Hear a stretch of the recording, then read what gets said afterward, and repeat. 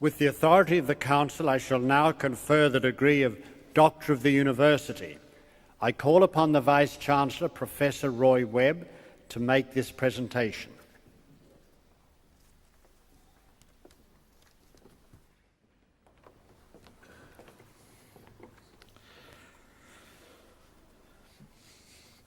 Chancellor, the Council of the University has resolved to award the degree of Doctor of the University to Mr. Clive Hildebrand.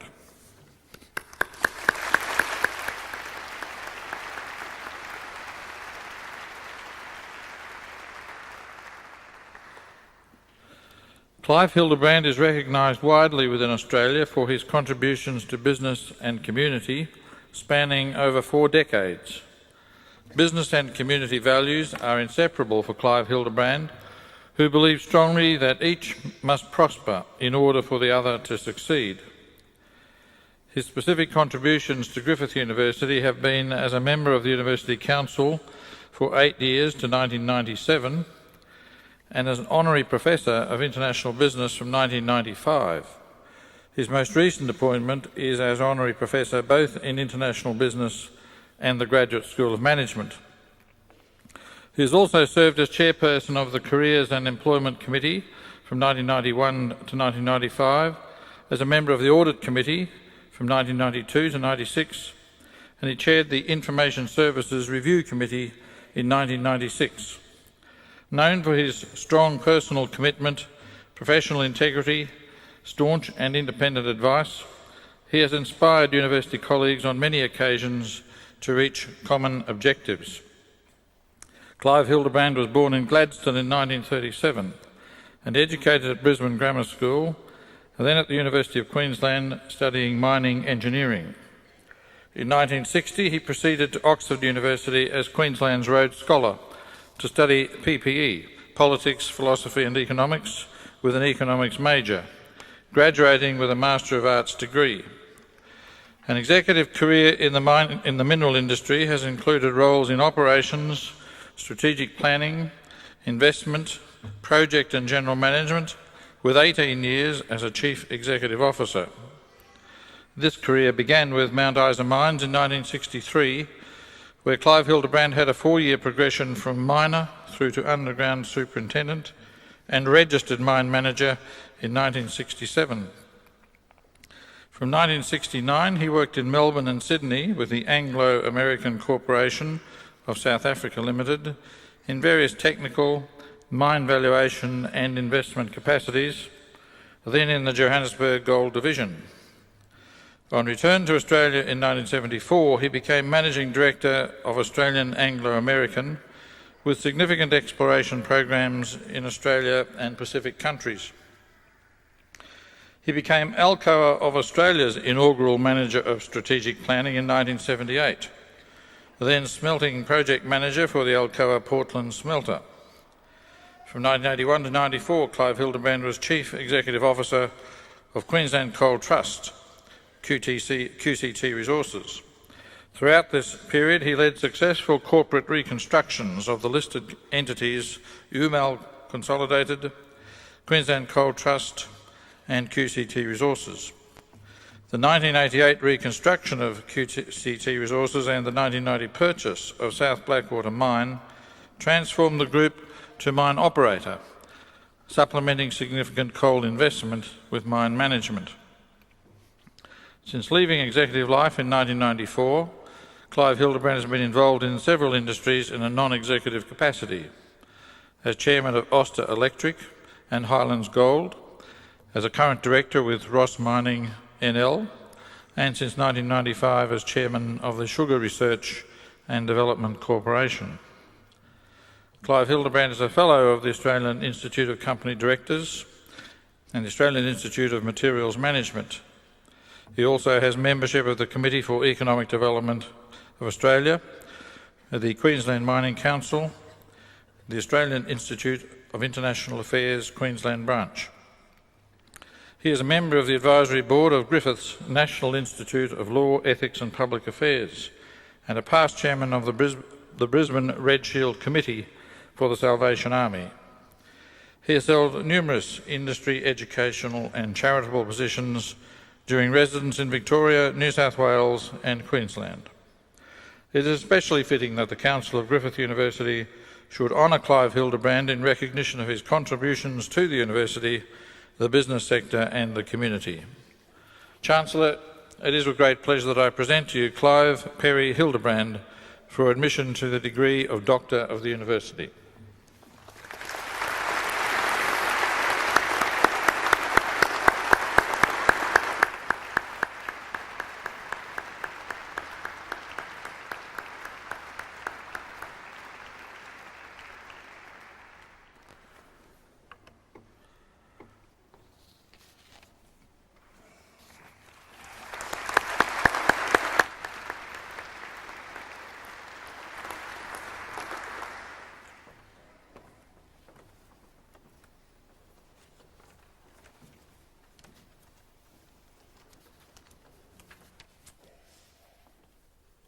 I now call upon Mr. Clive Hildebrand, Doctor of the University, to deliver the occasional address.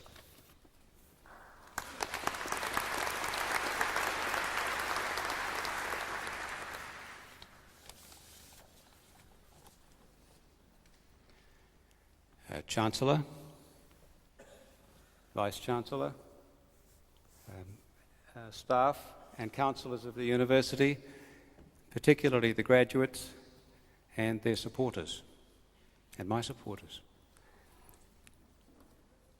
I regard university traditions of seeking truth and beauty highly, so you can imagine what honour it is for me tonight.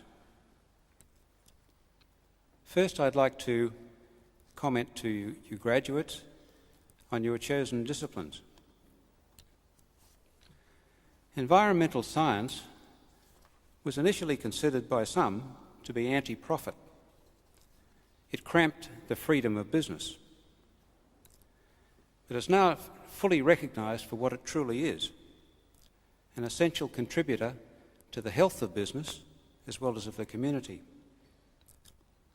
Environmental assessment of a business can often lead to increased profit, either through decreased costs or additional revenue.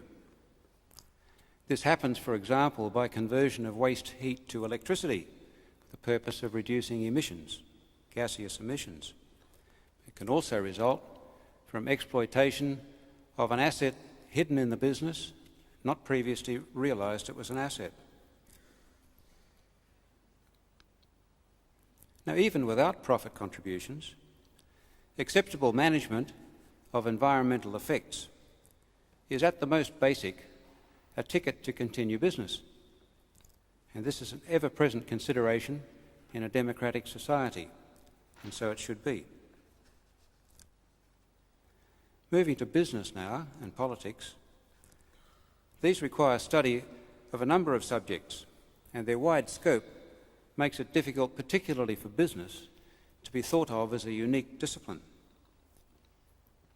Business, of course, is about increasing wealth of individuals, wealth of the community. No matter how excellent the product is in quality, no matter how good your industrial relations, creation of wealth through profitable investment will always be the underlying yardstick of success. Because without creation of wealth, no business can attract investment or continue for long with operations. Just think of the wealthiest people you know. Few of them are academically outstanding. They use a different form of intelligence, the more practical skills allied to common sense and knowledge of human behaviour. This they combine with clear goals and the drive, flexibility and the courage to achieve them. In the spirit of universities, they also must find and face the truth. Their truth is their perceived opportunity, which they then pursue. They must acknowledge reality, cold reality at every stage. Their survival depends on it, and checks on reality have to be continuous. There's a greater value on timing and deadlines than at universities, I must say, as decisions in business can easily be overtaken by events.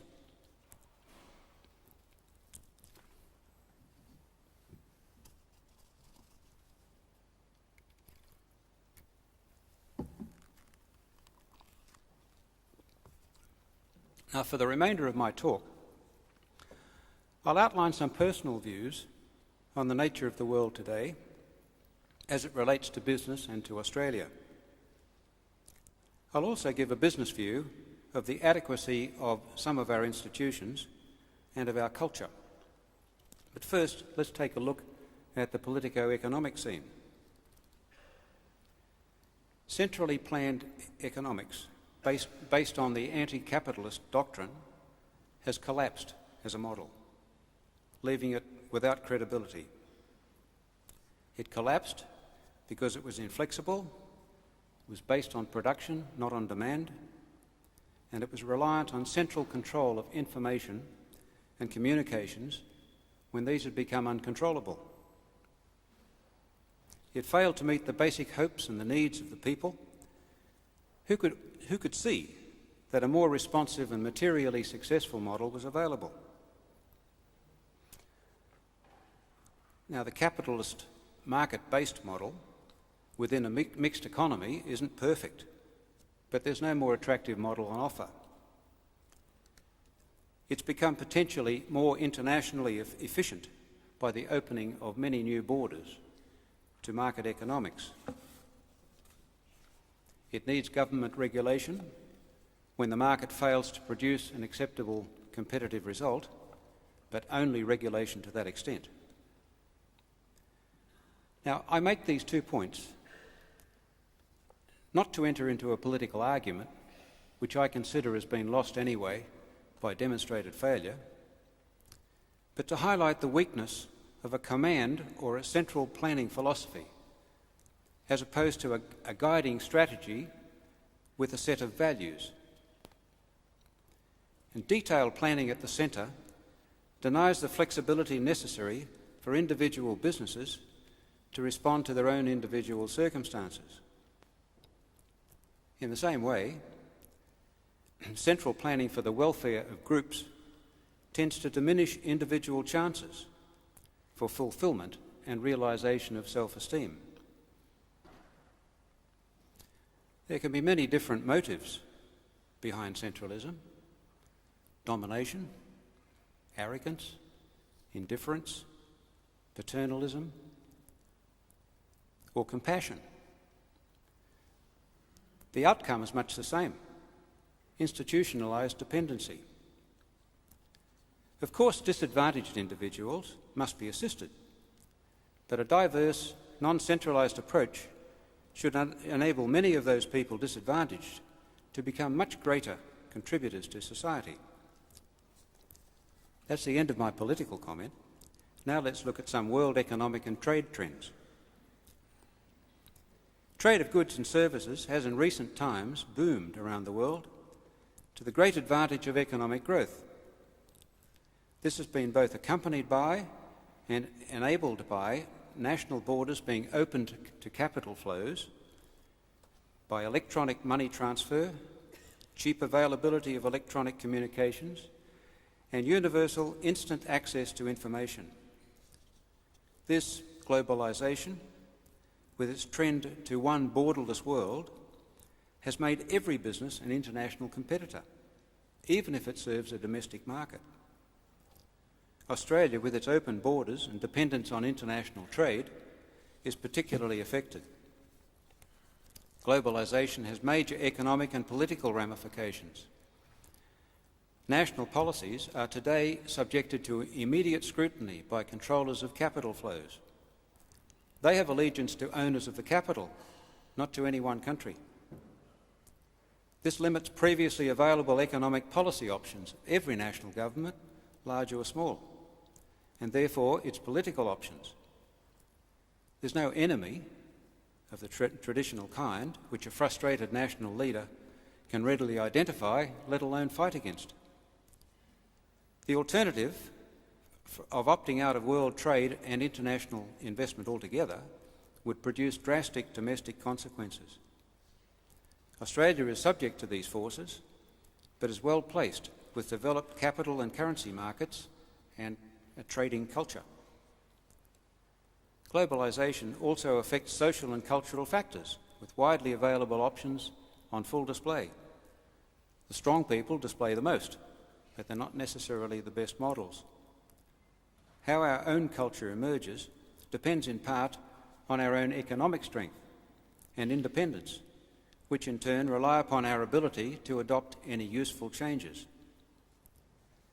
Now, not every effect of globalisation is desirable, particularly for countries with no effective rule of law or with a low level of education or no tradition of personal freedom. Australia has advantages in all of these and should be able to move forward with confidence. But will we?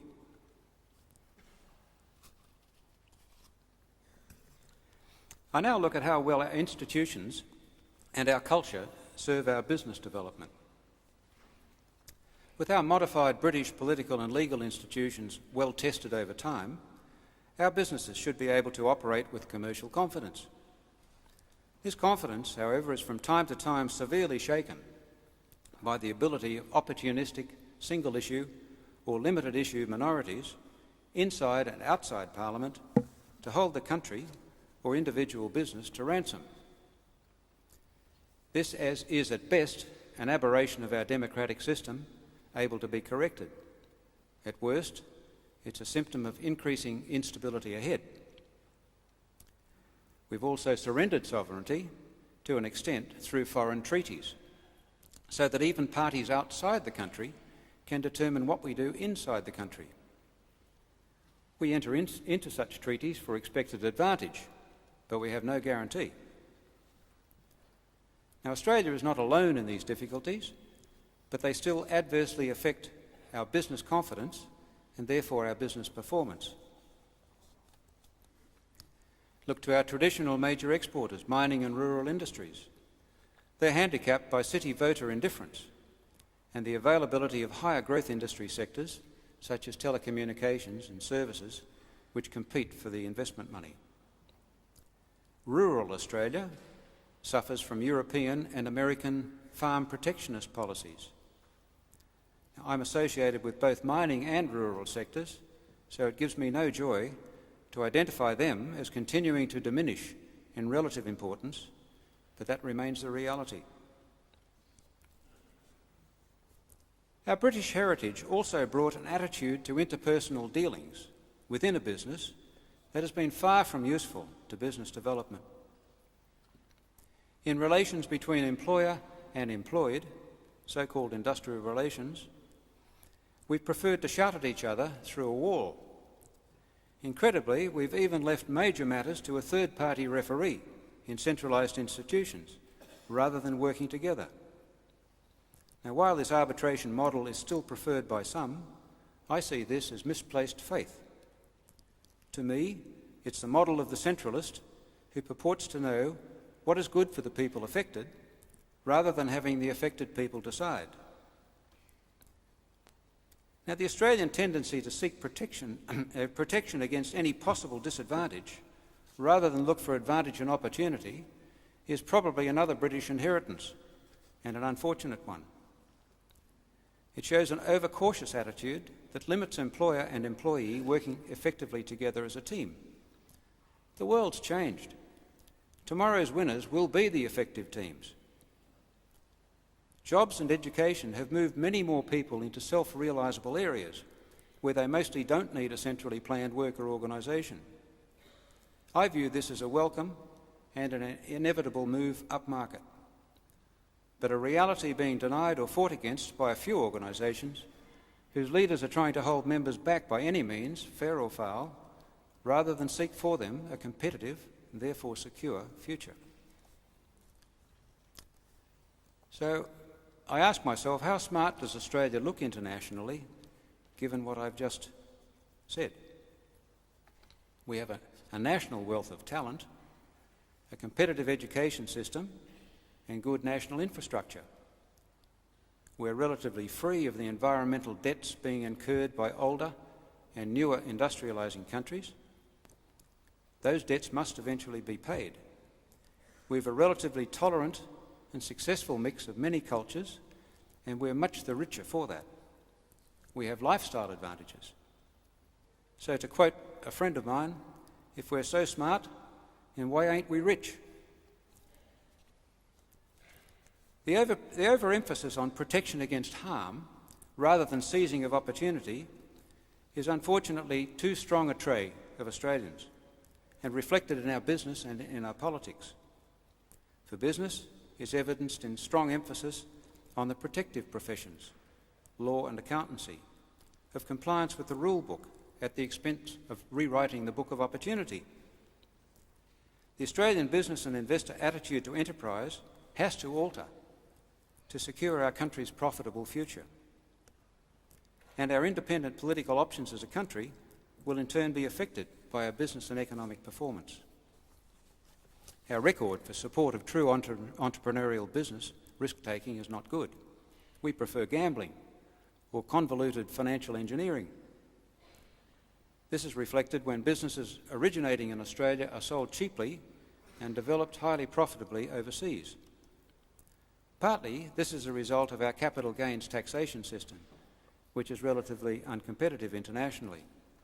Partly is due to the illiquid nature of our domestic venture capital market,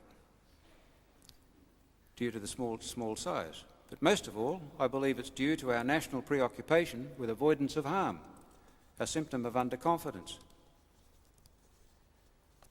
The rural and mining primary industries have several times rescued this nation. They're very efficient. They'll remain very important in the economy for a long time to come, if only because we're a big country with a big landmass. But rural and mining industries will anyway not provide the number of jobs required by this country. Domestic business outcomes have major employment consequences for Australia. I don't need to tell you that. We desperately need new small business initiatives and profitable outcomes from our own research and development if we're to create new wealth and new jobs. Large businesses, that's been my end of town, tend to shed jobs, while small businesses create jobs. Only competitive new businesses will provide the jobs we need, and the most interesting jobs will group around the corporate headquarters. Ergo, for the senior jobs to be here, we need to invest in our own ideas and our own people. This should mean we can join the vanguard of countries rather than follow in their wake. So let me summarise in conclusion. I've indicated that through globalisation, all nation-states have lost a degree of sovereignty. I believe this is, on balance, a good thing. The world will never be the same because of it. I've indicated Australia is well placed to profit through this globalisation. We have competitive political and legal institutions, open economy, a wealth of infrastructure and educated population. However, I believe we're hampered by inherited attitudes. In particular, employee-employer relations need a radical shift as far away from a centralist model as possible. I've advocated a case for a more enterprising business investment culture in Australia, with the need for profitable outcomes. Only with new small businesses can we create the employment we need and the opportunity to join the leaders. Now, this is my picture. You'll need to paint your own. You're much nearer to your most productive years than you imagine. You'll probably never be in a better position to take calculated risks for the sake of Australia or the sake of the countries you return to, for the benefit of the countries and for your own benefit. Occasional failure should not be considered devastating. Treat it as it will be. It's inevitable and it's a learning opportunity.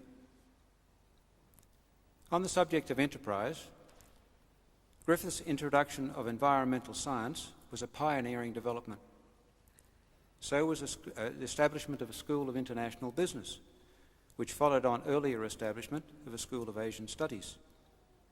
As alumni, you inherit that lineage. Why not take it as a charter to continue in the same spirit and reap the rewards of following your own road to fulfilment?